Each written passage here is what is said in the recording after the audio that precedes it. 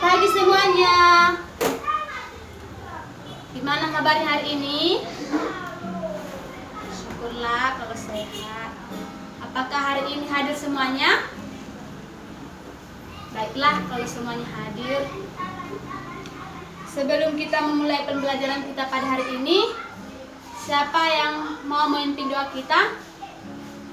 Oke, Susi, silakan pimpin doa kita.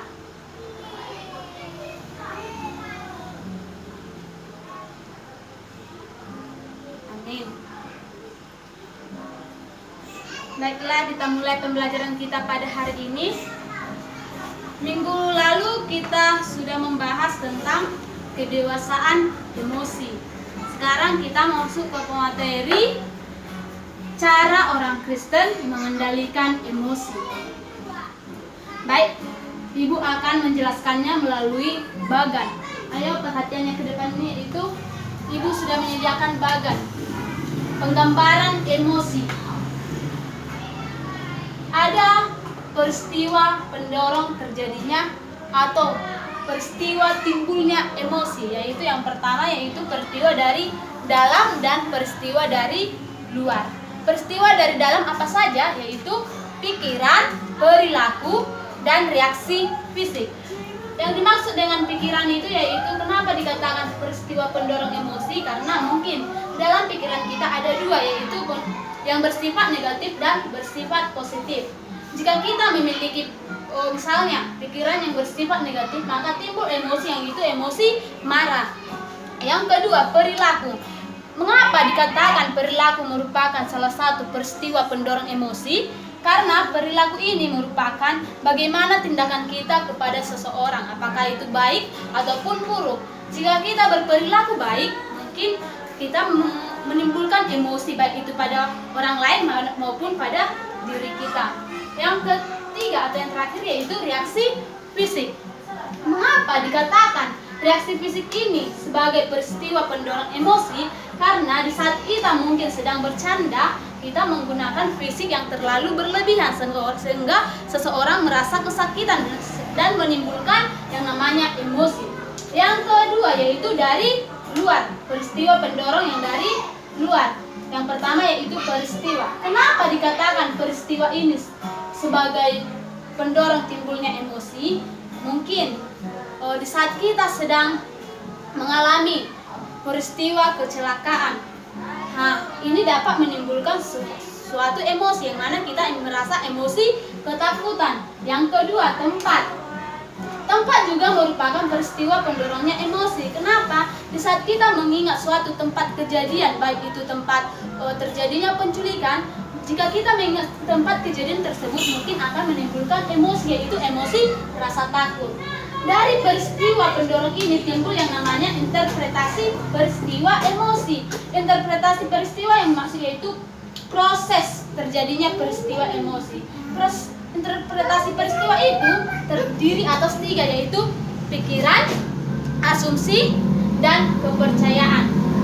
Dari kedua proses ini timbullah suatu emosi. Emosi dapat menimbulkan perubahan otak. Mengapa dikatakan emosi dapat menyebabkan perubahan otak? Karena perubahan otak dapat dikatakan jika seseorang hanya memiliki pemikiran-pemikiran negatif yang dapat menimbulkan emosi, maka perubahan otaknya hanya satu titik saja, yaitu pada suatu masalah. Yang kedua yaitu perubahan mimik dan tubuh. Jika kita emosi, maka mimik wajah dan tubuh akan berubah.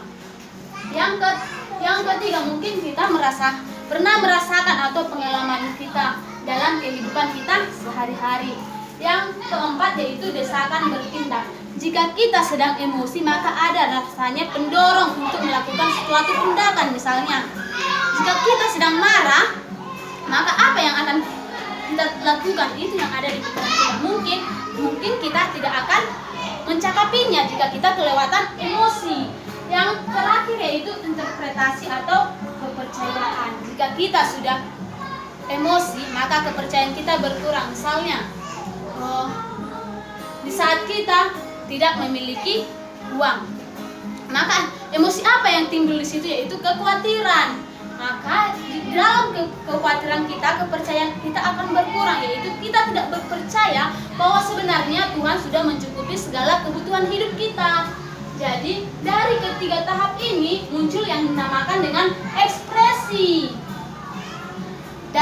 Jika kita sedang emosi, maka ekspresi akan timbul dalam diri kita, baik itu ekspresi bahasa wajah dan tubuh, ekspresi kata-kata, dan ekspresi tindakan. Bagaimana yang dimaksud dengan ekspresi bahasa wajah dan tubuh? Seperti ini. Misalnya, jika kita sedang emosi, yaitu emosi marah atau gembira, mungkin ekspresi wajah kita jika sedang marah akan cemberut, jika sedang gembira akan senyum. Yang kedua yaitu ekspresi tubuh. Jika kita sedang marah, mungkin kita akan melakukan sebuah tonjokan atau dorongan. Tapi jika kita sedang gembira, mungkin kita berpelukan atau tepuk tangan. Yang kedua yaitu ekspresi kata-kata. Jika kita mungkin sedang gembira, kita katakan terima kasih Tuhan. Jika kita sedang ekspresi kita emosi yaitu dalam keadaan marah, mungkin kita mengeluarkan kata-kata yang tidak pantas.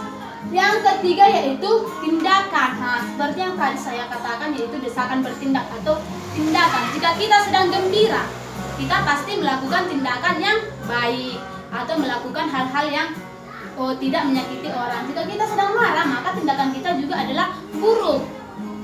Dari keempat tahap inilah dikatakan dengan emosi atau dinamakan dengan emosi. Apa yang terjadi atau akibat apa yang terjadi jika kita emosi? Yang pertama yaitu memori. Jika kita emosi, memori otak kita berkurang. Yang mana yang kita pikirkan hanya hal-hal negatif atau penyebab timbulnya suatu emosi, yaitu emosi kemarahan. Tetapi jika kita tidak emosi, maka memori kita tetap baik. Yang kedua yang ditimbulkan adalah pikiran kita, yang otomatis jika emosi kita itu salah satunya marah, maka yang ada di pikiran kita adalah pikiran-pikiran buruk.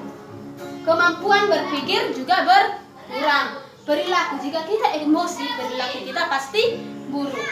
Jadi bagaimana cara orang Kristen untuk mengendalikan diri supaya tidak terbenam dalam emosi ini, yaitu dengan cara mampu mengendalikan emosi yang ada dalam dirinya, yaitu dengan cara mendekatkan diri kepada Tuhan, baik itu dengan cara berdoa, menyanyi-nyanyikan lagu rohani, dan membaca Alkitab.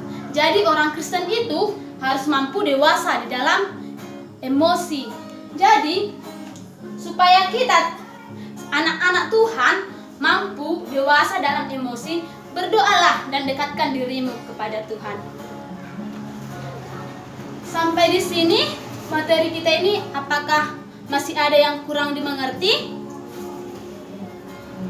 Baik, jika masih ada yang kurang dipahami, Ibu akan menjelaskannya dengan video yang telah Ibu sediakan, yaitu dengan juga bentuk video penggambaran emosi dalam bentuk bagan. Mohon perhatiannya biar kita tonton secara bersama-sama.